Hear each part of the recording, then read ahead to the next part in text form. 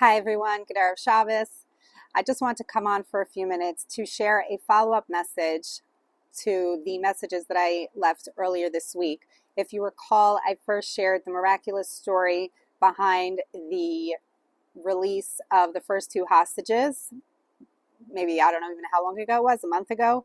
How the Chabad friends, some of the Chabad friends of one of the hostages celebrated the rescue of her before she was rescued.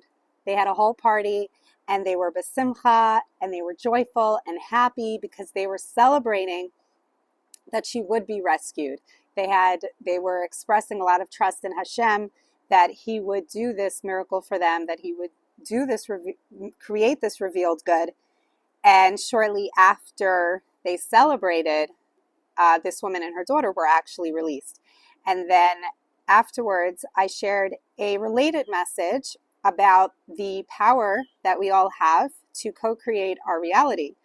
And I mentioned the different levels of consciousness that we have to do this with: our emunah, what we believe, our ratzon, our soul-based desires, our machshavos, our thoughts, and I also mentioned our emotions, subconscious and conscious. All of these levels of consciousness are very powerful in co-creating reality.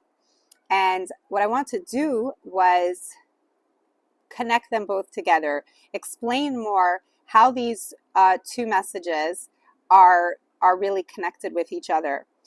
And I want to start by sharing something I learned from Rabbi Rachamim Beton. He said that one of the key elements to a powerful tefillah, something that makes tefillah very powerful, is to come to the tefillah with Geula consciousness. To come to the tefillah with the consciousness that our redemption has already been created. The refuah has already been created before the makkah, and that we are just in the process of unfolding the full manifestation of the redemption, right? But we are already experiencing the redemption, the Yeshuas that we're waiting for, and we're just in the process of having it fully manifest.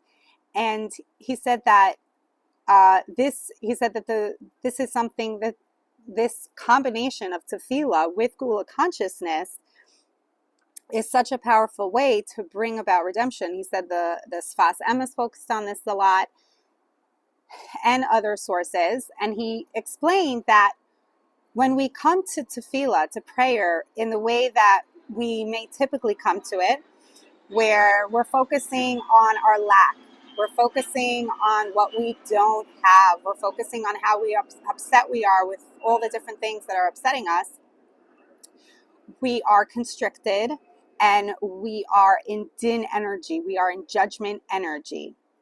And when we, instead of being in din energy, we come to tefillah with Geula consciousness, we are, and which is expansive, which is full of emunah bitachon.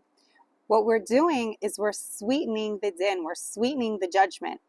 So by sweetening the din within us, right? Because if we're davening from a place of lack of what we don't have, we are in din energy. So when we sweeten the din energy in us and trusting in revealed good and trusting that which we're davening for has already been fulfilled. I mean, why else would we daven except that we believe that we can have what we want if we become a vessel to receive it. So when we sweeten the din in us, what that does is it sweetens the judgment in the circumstances of our lives. Obviously, this is not control. We don't control everything. There are things that happen that are beyond our ability to co-create differently, right? Hashem has a plan and we don't know it. However, what this is focusing on is maximizing the power that we do have to create Geula in our lives.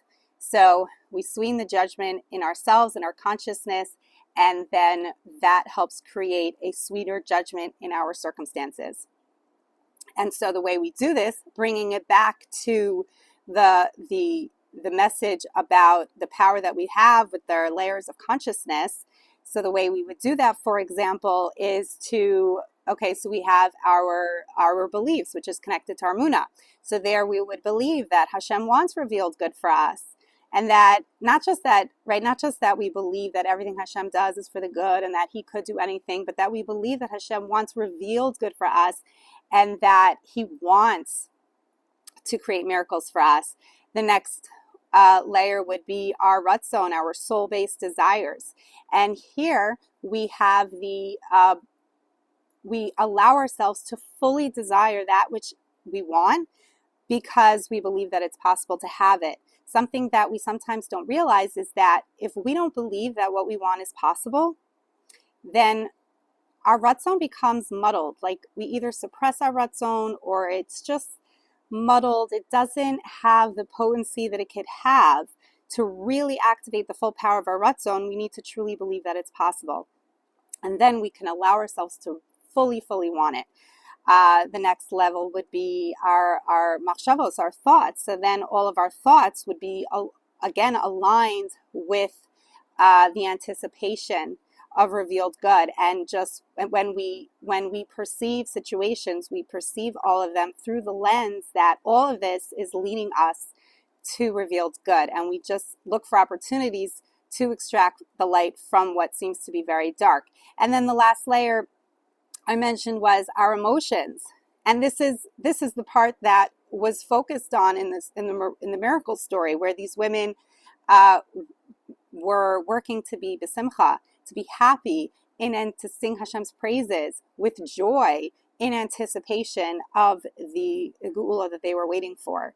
And so that's the emotions piece, where we align our emotions to match the miracles that we're anticipating.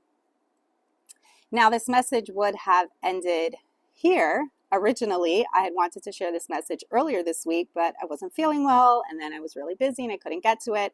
And it just so happens that I was only ready to get on today, which, as it turns out, is the first day of the ceasefire and the release of the first hostages in this deal that Israel made with Hamas.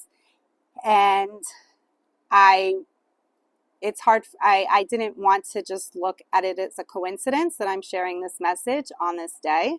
And so I will just take another few moments to explain where my thoughts are going with this. Obviously, I don't know exactly what the significance is, but we can all create meaning out of the seeming coincidences of our lives. I think we're all supposed to, and this is what I've come up with. So, there's a lot of disagreement about whether or not this was the right thing for Israel to do. But something that we all agree on is that we all want to see all the hostages return safely to their families, and we all agree that we don't like blackmail deals. Whether or not it's necessary, whether or not people think it's worth it is another story, but we all don't want it, right? What we want is for our hostages to be rescued just through miracles, through the way that the first 5 hostages were released or rescued. There was no blackmailing, there was no deals, just Hashem moving things around to make things happen, and that's what we all want. So my thoughts is that maybe we need to do more of this. Maybe we need to do more of working on Geula consciousness for the hostages. Of course, we could say we all want them to be rescued without, political means that don't feel good. But like I said, our ratzon loses its potency when we don't really believe it's possible. So where I'm taking this is to double down on my efforts to really believe that Hashem wants this revealed good for us, that Hashem wants the rescue of the hostages for free, without any exchanges, and to work on my desire, having a clear desire, a strong desire for it to happen this way, without without disbelief that it's possible, to really believe that it's possible, and that Hashem wants it, and that it's just our job to believe it and to want it too, and then to align our thoughts and our emotions with that reality, and to be joyful and happy and excited and in anticipation for the future miracles, right? That the hostages that are still being held hostage, that they too will be released and rescued, but for free.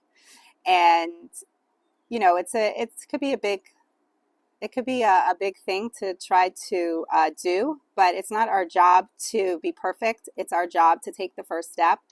And one idea that speaks to me, and I'll share it with you in case it speaks to you. One idea is to switch around.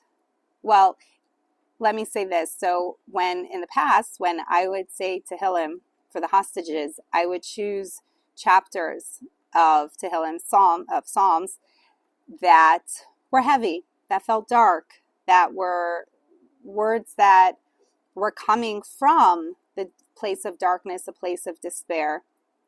And there's certainly a place for that, obviously, in Tehillim. That's why it's there. But I decided to make a shift that specifically when I'm saying, choosing a chapter of Tehillim to say specifically for the hostages, I decided to choose chapters of the Hallelujahs that praise Hashem, that sing Hashem's praises with joy. And I say it now with the consciousness of praising Hashem for, first of all, recognizing that everything he does is good. And even if it's hard to feel it a lot during those moments of saying these prophetic words of David HaMelech, I can, for a moment, get myself into that mindset and sing Hashem's praises for his goodness, and sing Hashem's praises with the Hallelujahs in anticipation of the future miracles that he's right now in the process of creating.